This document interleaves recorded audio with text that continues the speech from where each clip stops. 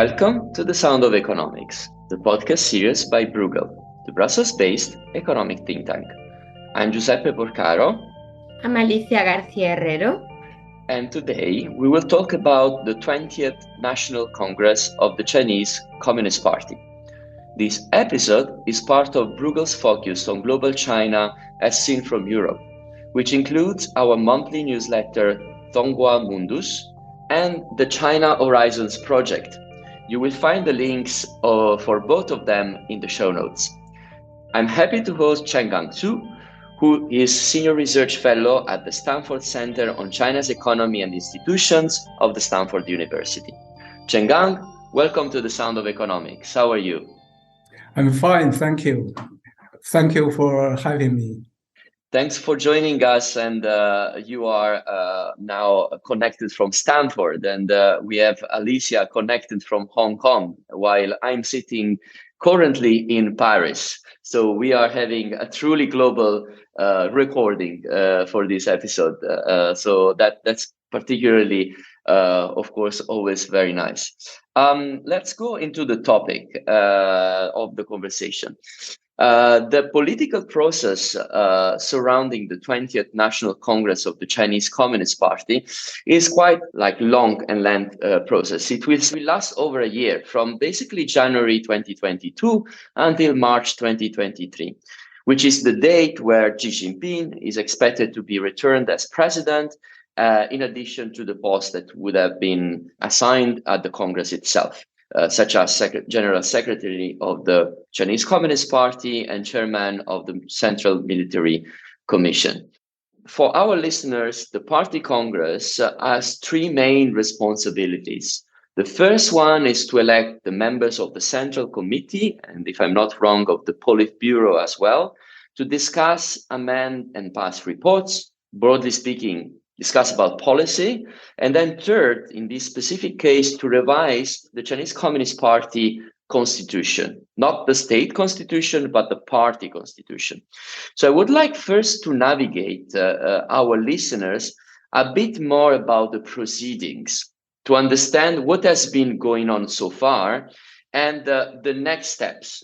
To our listeners, the Congress has started on the 16th of October and it will end on the 23rd of October. We are recording this episode on the 17th of October.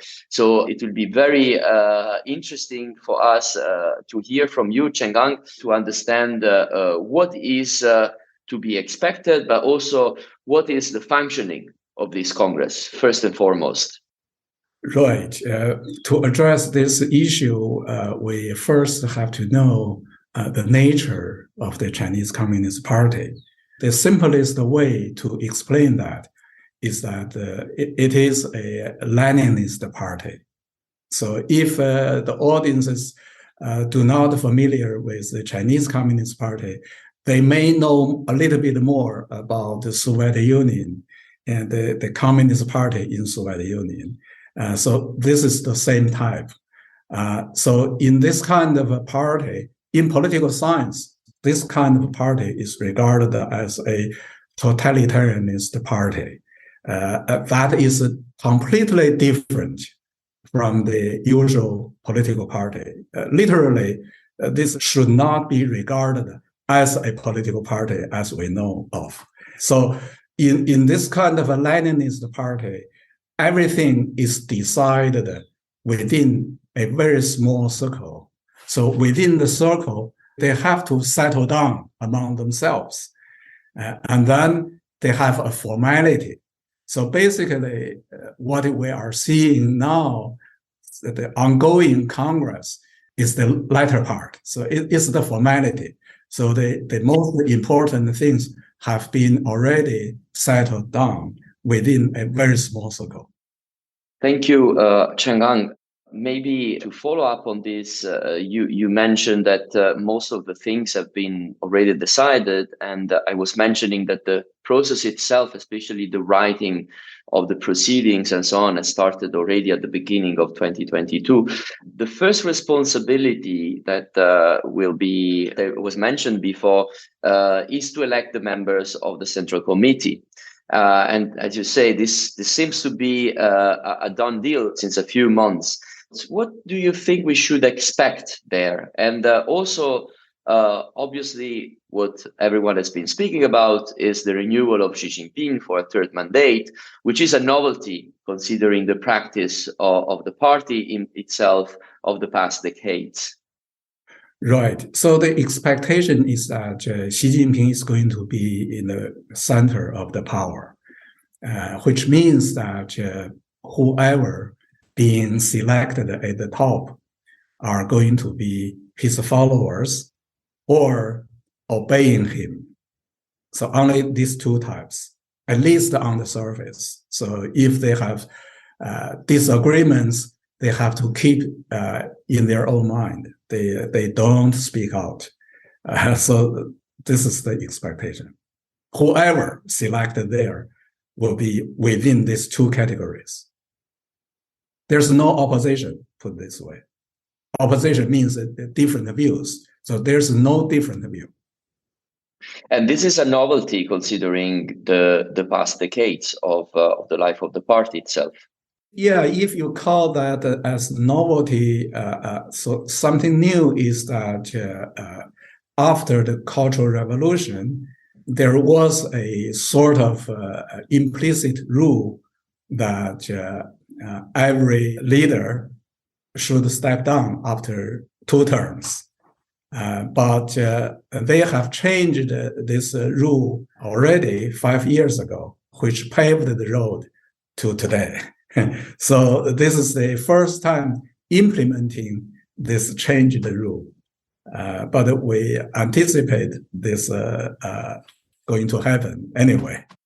So beside the inner circle or the wider circle and the names which are, as I say, a done deal at the moment, one big part of the Congress is the second aspect, which I was mentioning before, which is related to policy. So there is the report of the General Secretary, which has been already anticipated by the inaugural speech of Xi Jinping on Sunday, 16th of October. And of course, we've been seeing and reading several commentary already about the speech. And there are, of course, some of these issues that it will be interesting to comment with you, starting from some of the most obvious one. First, one of the line that has been reported all over the world about this speech has been trying to catch if there would have been a change in the zero COVID policy, for instance, and especially because at this time specifically, where it seems that the Chinese population seems to be more and more tired of the zero COVID policy, but as well as we've been mentioning in several analysis and in other episodes of our podcast, there has been quite a huge economic impact of this policy and hit the economy quite heavily.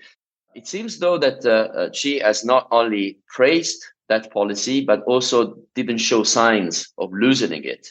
Is that a right interpretation of what we've been listening? Right. This is quite within the expectation. There are 2 most important reasons why this is going to continue. The first and the foremost is that the zero COVID policy is not just a policy containing the pandemic. This is the party line. So the party line must be correct. The party line must agree. So whoever challenging the party line is the enemy of the party. That's it. So he himself made it clear that he personally responsible for whatever China has done in containing the pandemic. And China was the most successful in the world in containing the pandemic. And they are continuing doing so. And that is going to continue until he make another announcement. So this is a personal and this is political. So this is the number one reason that's the most important, and the number two reason is also very important. And that is because China does not have a valid vaccine to contain the pandemic. Nowadays, we already know that the most valid vaccine is the mRNA type of vaccine, but China does not have one. And not only they don't have one, the more important is that they refuse to recognize the validity of the mRNA vaccine. So they do not allow for Chinese to use that. So without vaccine, then if they open up the door like the other nations, then they are afraid of casualties.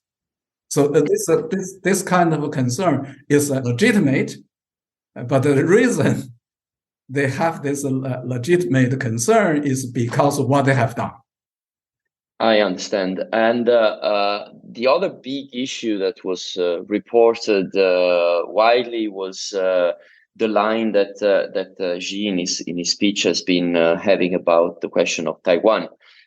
He said something along those lines, that the resolution of the Taiwan issue is a matter for the Chinese people themselves to be decided by the Chinese people. So without mentioning the United States specifically, had that the party would combat protectionism and bullying by other nations. Is there anything that we can extrapolate from that specific announcement? Again, this point is also fully within the expectation.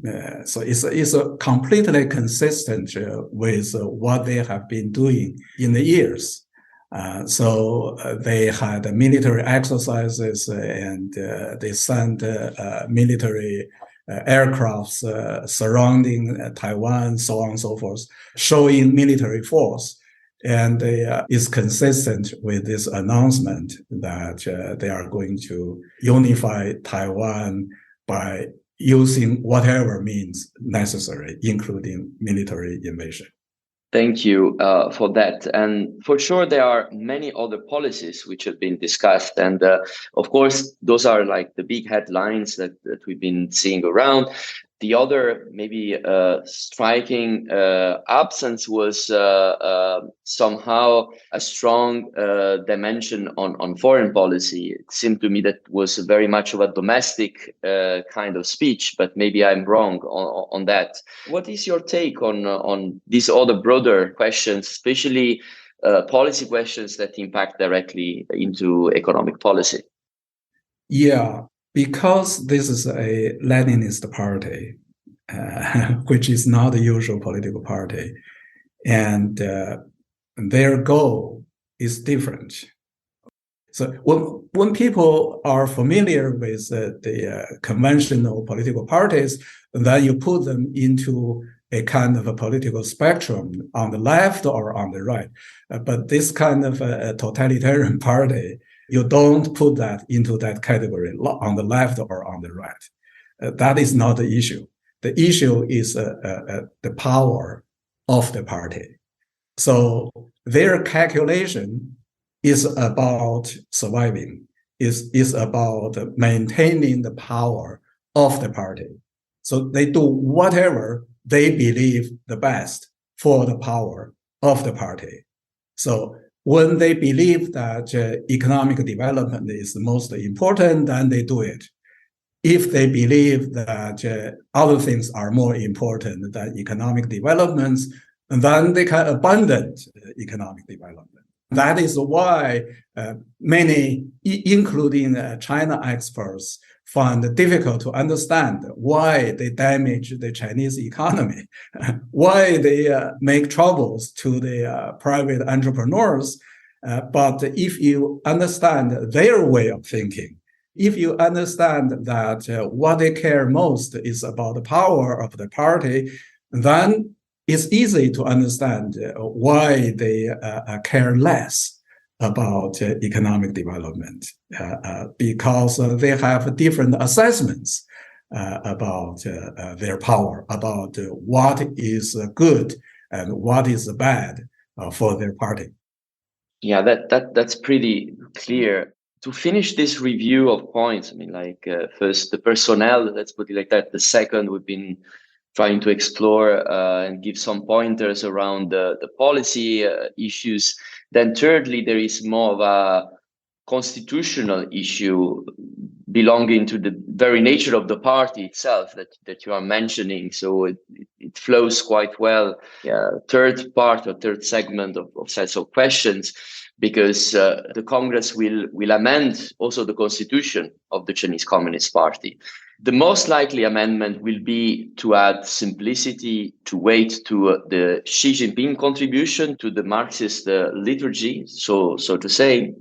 In a certain way, if I understand correctly, Xi Jinping thought will be equaled and positioned as high as Mao Zedong thought, which is the originator of the party itself. But apparently there will be also other additions and change which will give evidence to what Xi Jinping intends for his years in power, but also in general of these new ideological changes. So perhaps since you've been mentioning this difference of the Chinese Communist Party and trying to understand what the Leninist Party it is, because of course, if someone is not acquainted with the way the party is structured, is also not acquainted with the ideology itself. This third set of questions is really linked to what kind of new changes will be enshrined in this ideology. Right. Again, here, what they are doing in terms of history of the Leninist Party is not novel. It's not original.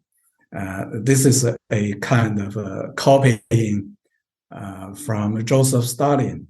So what he's doing now is basically replicating what Joseph Stalin has done in the late 1930s after the Great Purge.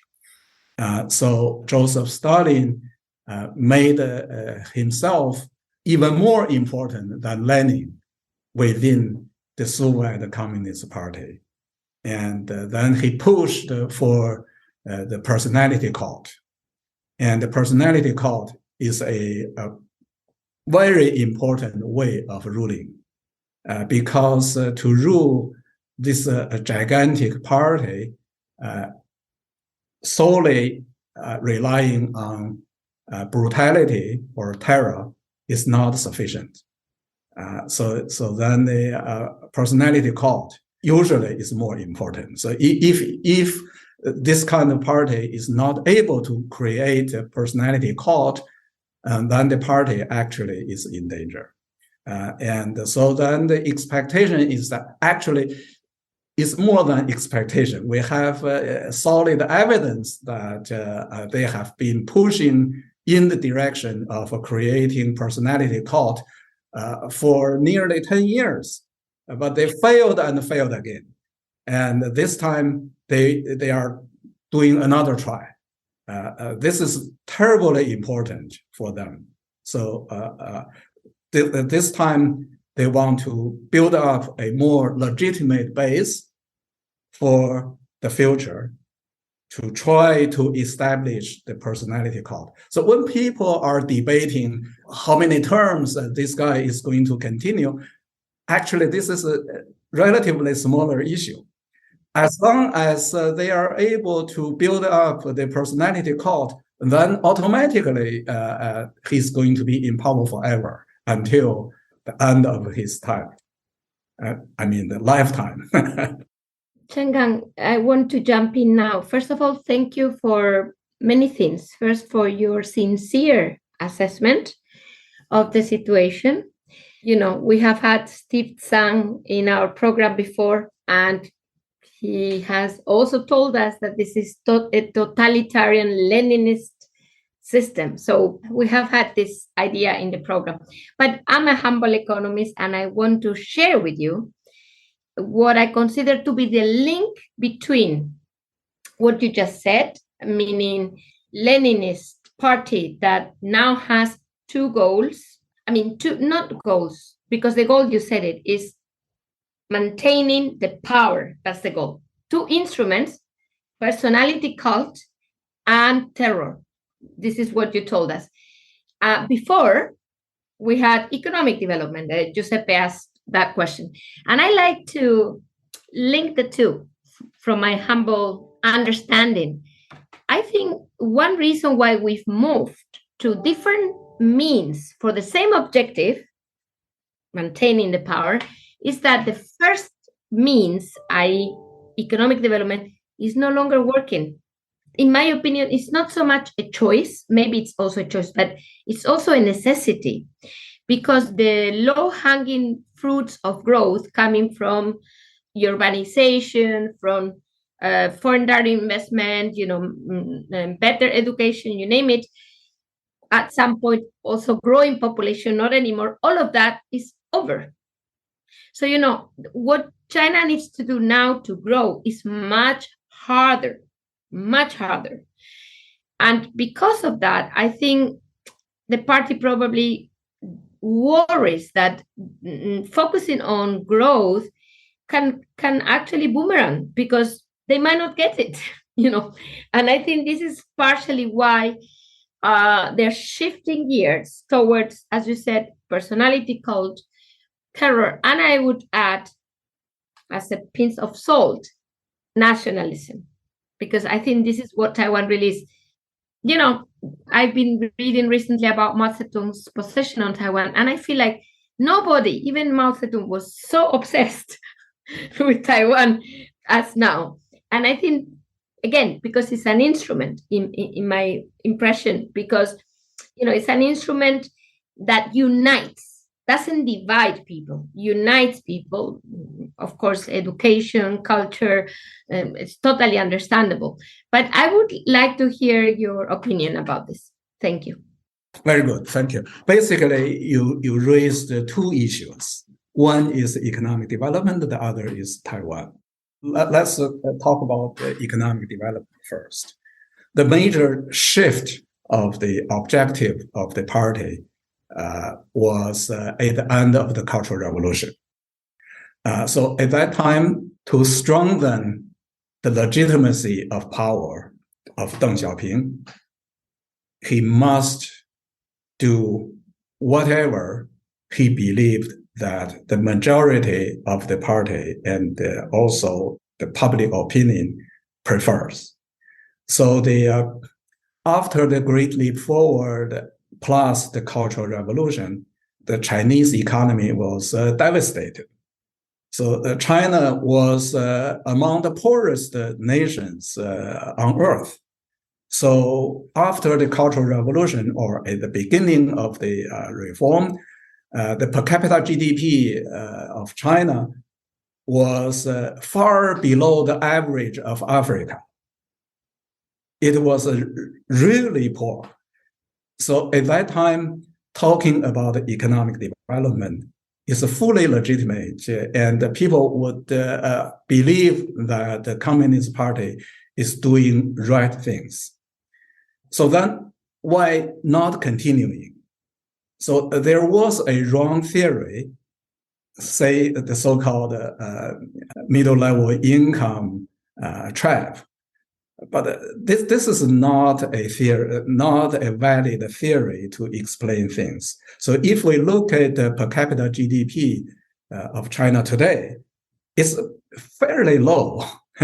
So only at aggregate level is large because of the population. So the per capita level is below 1/3. It's slightly more than 1/4 of the US level. Or if we compare mainland China with Taiwan, it's far below the level of Taiwan.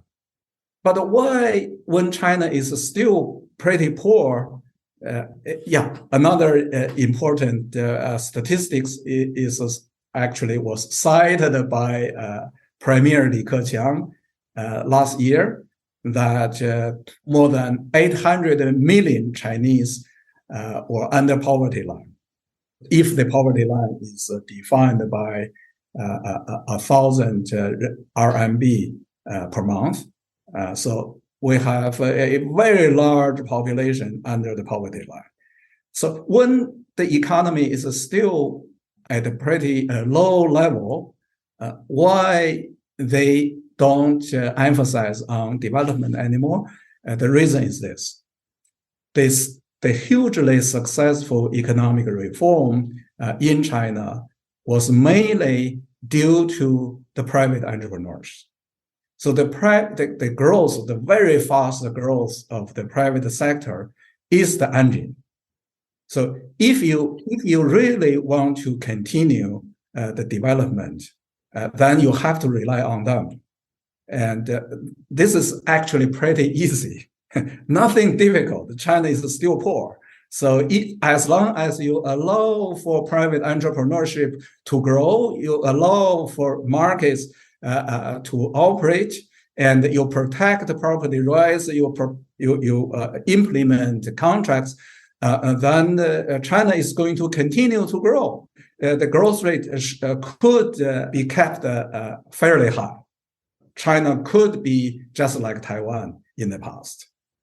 But the reason they don't do so is because they find private entrepreneurship is a threat to the party. So that is a very serious matter. So people have different understandings, but once you take private entrepreneurship as a threat to the power of the party, then the decision is made. So that is why we observe the troubles, we observe the so-called regulations purely designed to fight against private entrepreneurship.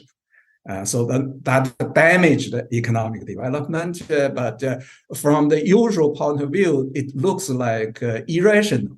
But if your way of thinking is about the power of the party, then it's a fully rational. It's a rational decision. So that is about the economic development. And then the next about nationalism, about Taiwan issue. You're absolutely correct that nationalism is part of their efforts in the propaganda, and the Taiwan issue is related to that, closely associated to that. However, the strong ideology of nationalism is a double-edged sword. So on the one hand, you could incite people. However, once people become crazy, so a frantic nationalism is going to be very, very hard to contain. And the Communist Party understands this. So they know that this inciting nationalism is like playing fire. So on the one hand, you play with that. On the other hand, you find a way to contain it. So it's quite delicate. Thank you, Changgang. Alicia, we are going towards the end of this episode because we don't have so much time. So I would just kindly ask if you had a final comment from your side before we close. No, I just, in 1 minute, I'd like to summarize because it's been extremely interesting. What I've really learned is that, we can look at the waves of things that are mentioned in the speeches, but it doesn't really change anything. Here it's a fundamental reality that we need to confront us with. And I have to say, this is the key to our podcast, because for us, it's not about China. It's about how this affects all of us. Changgang, you see, that's why I want to just, at least for our listeners, understand this fundamental structural challenge. I'm going to use the word challenge because it's a challenge for us. And this should not be necessarily, by all means, irrespectful. It's a challenge because it's a model that does not fit with our mindset. So we need people like you to explain, because it's very hard for us to put power of a regime, survival of a regime, at the pinnacle of everything, which is what you just said.